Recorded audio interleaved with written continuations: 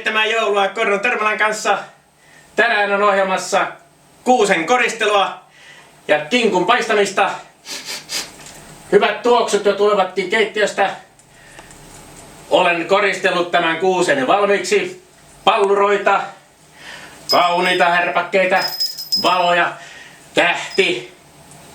Noin, laitamme enää kuusen sitten tuonne jalkaan. Ja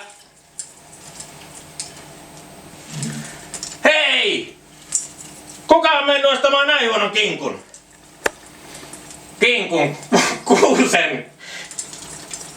Kuusen.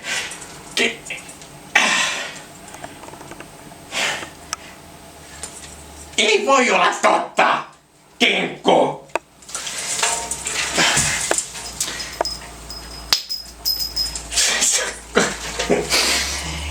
Kolme viikkoa kuivattanut tätä ja pitäis ne vaan liimata takaisin näin.